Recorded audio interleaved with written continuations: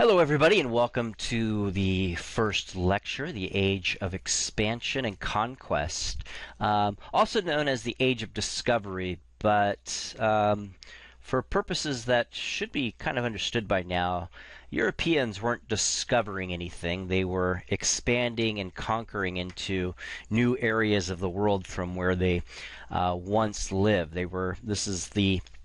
What we're looking at here essentially is the beginning of the rise of Europe and European imperialism that's going to lead to eventually Great Britain becoming the most dominant force on the planet up until from basically the 1700s up until World War I, 1914, 1917 when it ended. So for this particular learning objective, we're going to define the age of expansion and conquest and explain how, why, and when it developed. So the first thing that needs to get defined here, though, before we move on, is that we need to look at what nation states are. So in today's modern world, the idea of nations and nationality is widely understood. So sometimes it's a little bit difficult to understand this definition because this is just the way it is. It's important to understand this is not the way it's always been, though. So for instance, I'm an American, and so are you guys, right? So, but those folks 10 miles south of us are not. So we have an understanding of what it means to be part of the nation state called the United States of America. Although we're all rather friendly, we come from different nations here in the United States, and this makes sense to us. However, this concept was not always understood. In fact, prior to the 1500s, the world was without concrete nations, or to use the scholarly term, nation states. So in today's lesson, we're going to be focusing on the development of the modern nation state and how this came about. And so for our purposes, what we're going to look at is basically the decline of feudalism and the decline of the church power, the Catholic Church. And we're going to be looking at that we're going to be looking at the development of that through two historical events. First, the Crusades, and then the Black Death. But we'll get to that in just a second. To begin, a nation state is defined, this is basically the definition, is defined as a territory within a sovereign government made up of people sharing a common culture, history, and language. It's what's usually meant when we hear terms like nation or country.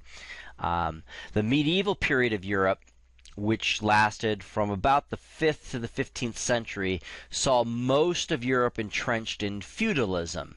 So feudalism is a political and economic system based on land ownership in the commons. Under feudalism, most people lived on land owned by wealthy noblemen. The land owned by the noble or the lord was known as a fief or a fiefdom, and was almost a kingdom within itself, with its own laws and practices. Although the common people, the common folk may have heard of a king, it was the wealthy landowner, the baron, the lord of the land, who ruled their lives, and their allegiance was to him and not to the crown or any country, right? And they basically had a deal. The serfs, the peasants on the land would provide to the baron or the lord, and in turn the lord would protect his serfs and barons, right? But this is going to begin to change beginning in the 15th century, and we'll take a look at that in just a second. All right, so the definition of the age of expansion and conquest is as follows. It's a term used to describe the geographical, political, and commercial expansion which took place between the 1450s and the 1650s. This corresponds to the rise of nation states as well, beginning with Portugal. So as nations of Europe searched for new trade routes to what would be termed as the Orient back then, which is basically Asia and Southeast Asia, it led to the conquest of new lands like the Americas, North and South America, and new trade routes. Um, so, in order to understand how the age of expansion and conquest developed, what we're going to take a look at is this term called the internal development growth process, and that process comes about unintentionally through the two historical events that I talked about earlier in the lecture, the Crusades and the Black Death. So looking at the Crusades, which is dealing with the how part of this prompt, one of the most indirect but important causes of the age of expansion and conquest was the Crusades, which they began in 1095 and were completed by 1291. As Western Christendom, the Catholic Church, sought to rescue both the Byzantine Empire and the Holy Lands from the Muslims or the Turks. And so basically what happened with the Crusades is that you had young men, soldiers, knights, being sent from various parts of Europe through edicts of the Pope in these crusades to push out the infidels, the Muslims, as they would have been seen at those times, from the Holy Lands. What happens, and this is an unintended consequence, is as these knights, these soldiers, are going down there to fight, and they fight, and sometimes they win some battles, and sometimes they don't win these battles.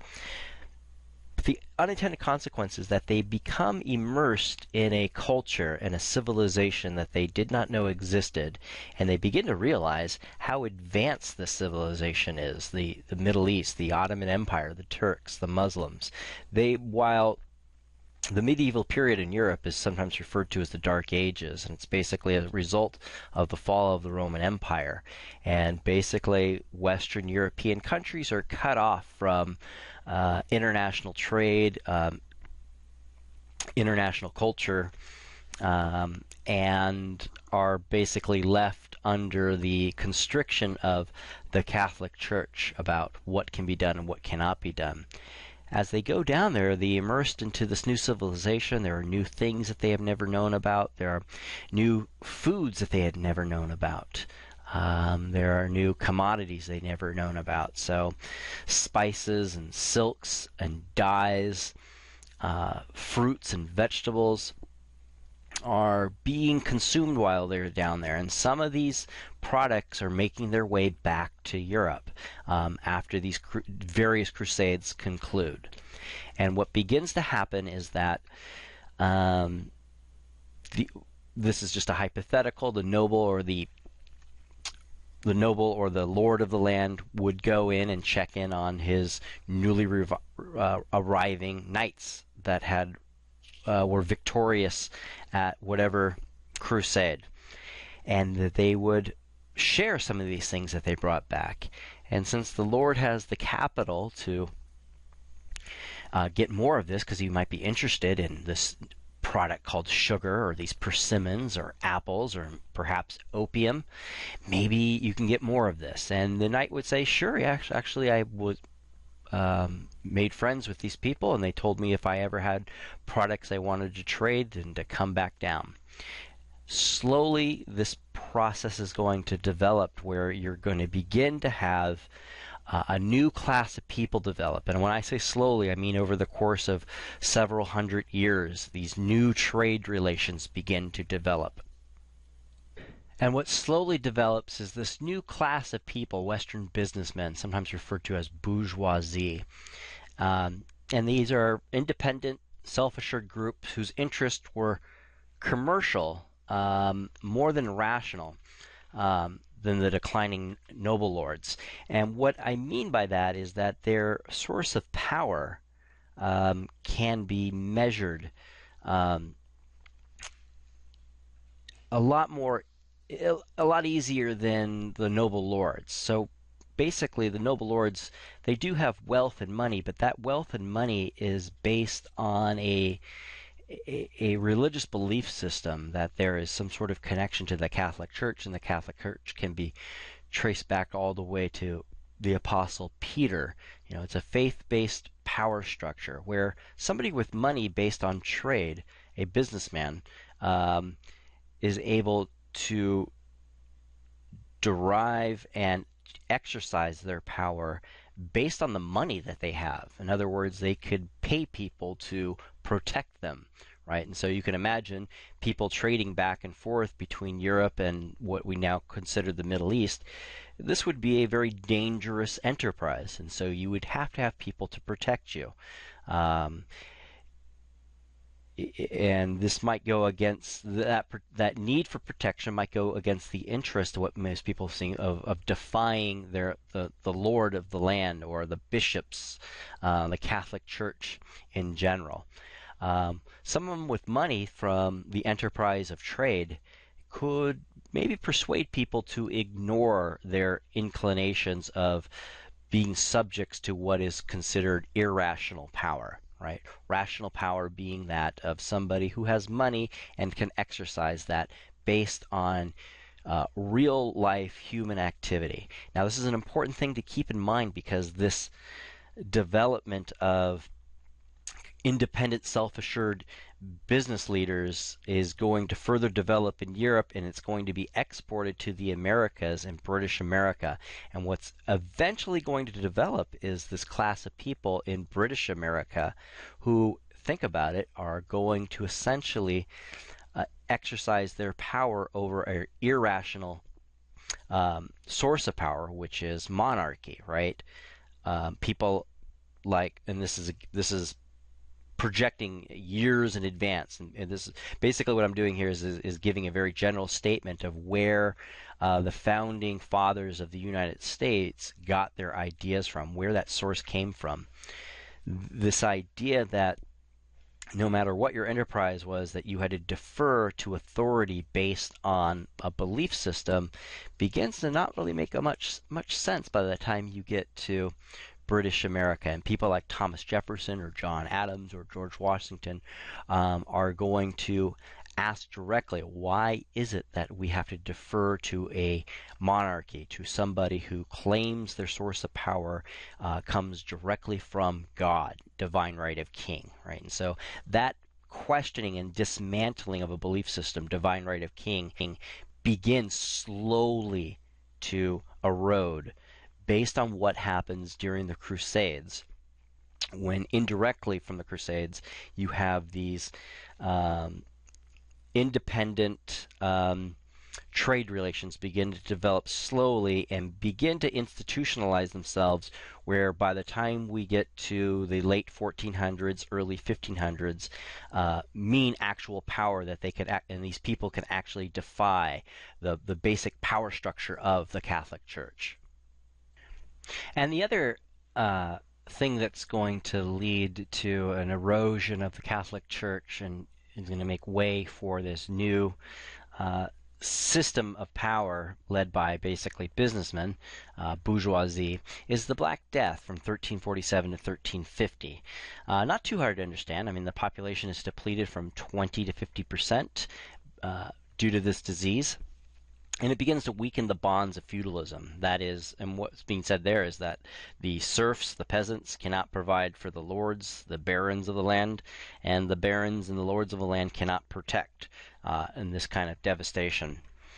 And so, coupled with the effects of the Crusade and the Black Death, this basically creates an opportunity for, again, these self-assured groups of people whose power structures are rational to begin to assert themselves. And one of the things that they are going to demand, let's see what the next, is basically a consolidation of power.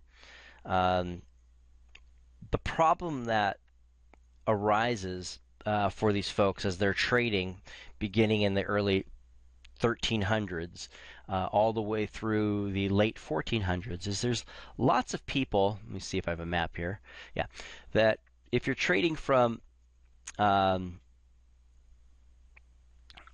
second here, if you're trading from Spain or Portugal or England or France, Germany, any of these areas, Hungary, if you're trading from this area and you're going through the land of Europe, through the Mediterranean Sea, over to the Ottoman Empire. Part of the problem that you're going to run into is there's lots of these fiefdoms that we talked about earlier, and they're all going to demand a cut for safe passage. And then when you get to the Mediterranean, well, you're going to have to get across, and there's these Italian sea merchants that basically control the Mediterranean, the remnants basically of the Roman Empire, and you're going to have to pay them a cut going there and coming back. And so this is bad for business. There's lots of basically lords and minor princes that are making it very difficult for anyone to take such a risk to trade. It's going to make it very difficult to be profitable on this. And so what is needed basically is to have one person in charge of each of these regions: the Kingdom of France, of Portugal, of Hungary, of Roma, of Italy, of Great Britain eventually. And this is going to be the sovereign king or queen, a monarch.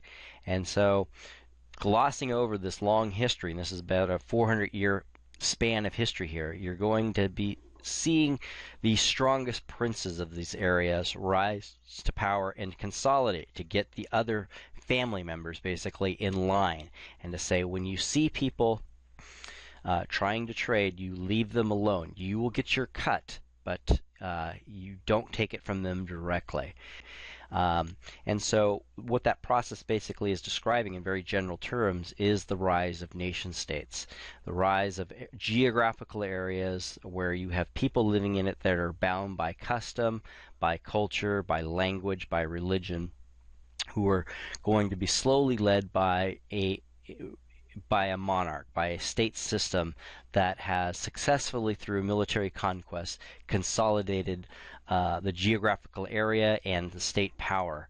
And the reason for this is, again, to make trade more efficient. Now, it's still inefficient because the Mediterranean is an area where it's controlled by these Italian sea merchants. And beginning in the early 1400s, you're going to have people coming out of Portugal who are going to want to figure out a way to circumvent that area. And they're going to begin going down south and checking out areas of Africa to see if they could get from the continent of Africa to the Middle East. At this time, they don't realize how big this place is, right? So, sorry about that. And so they're going to when Portugal does this, it's going to lead them to get involved in the existing African slave trade down there. So this is why Portugal becomes the first nation state to embark in the pre-existing African slave trade that had been there for many, many hundreds of years. This is also going to lead eventually to somebody like Christopher Columbus, who is going to petition Spain to fund his trip to go west. And the idea is that, well, it's very difficult to go through the Mediterranean because it's controlled and you have to pay someone a cut. It's very difficult to go down all the way of Africa, through the coastline of Africa, because it's a very large continent. How about we try to see what's west? Maybe we can get to the Middle East, or the Orient, by going west. Now, this was a crazy idea, not for the popular notion that people thought the world was flat. That's a complete myth, and everyone by this time knew that the world was round. Anyone who's done any kind of seafaring and understands basic geometry, it's very easy to understand that the world is round. What they weren't quite sure at this point was how big the planet was. Now, and Christopher Columbus was coming from a school of thought that the planet was about half its size. So he reasonably thought that, hey, if I go west, I'm going to run into the areas where there's trade and money can be made. What he didn't realize is that there was another continent in the way. A lot of people didn't want to fund his trip at first because they realized roughly how big the planet was. 26,000 miles in circumference. Christopher Columbus thought it was roughly about half, about 12,000 miles in circumference. So people don't want to fund this trip because they imagine that it's just vast ocean out there, and this will be a fool's errand. They're going to fund a trip where everyone is going to be doomed to die, right? So luckily for Christopher Columbus, there were two giant continents out there, and he ends up in the Bahamas. His story isn't actually a lucky story. He ends up in a debtor's prison after 4 voyages funded because he's unable to find any place where there's massive amounts of wealth, like Cortez would later. And so basically, to wrap this up, dealing with the how, why, and when of the age of expansion. The how is basically talking about how Europeans unintentionally are going to want to explore other parts of the world. And this is done through basically the Crusades and the Black Death. It undermines the pre-existing power structure in the medieval ages, and it's going to lead to this consolidation process of basically trying to get everybody in line so trade could happen a little bit more freer than it had been as the Dark Ages, the medieval ages, are beginning to decline. So the consolidation of power is the why. The why behind the age of expansion and conquest occurs when kings consolidated their power under their new national state. So they realized that finding a direct route to the Orient would wipe out whole successions of charges levied on goods from the Far East. Basically, you won't have to pay a middleman, and the Italian monopoly of the Mediterranean. So basically, in the political realm, feudalism with its many local sovereignties gave way to kingship, was substantially aided by new economic forces. The kings were to impose their will on the nobles and became masters of new nations. Right? Very much how kind of a criminal organization works, right? There's a head boss, a mafioso boss, and everybody is in line under him. Nobody does anything without his say in order for the business within the criminal enterprise to run freely, right? You want to destroy as many free agents as possible so everybody can kind of get wealthy in the process. The when aspect of it is when the age of expansion and conquest came about with the ability of kings to consolidate their power under a new national state, and their subsequent participation in the age of discovery occurred at different times for each nation state. So, for instance, Portugal in the mid 1400s is going to be the first to initiate this process. The last is going to be Great Britain, right? They're going to be one of the last nation states of Western Europe to get into the game of conquest and developing empires.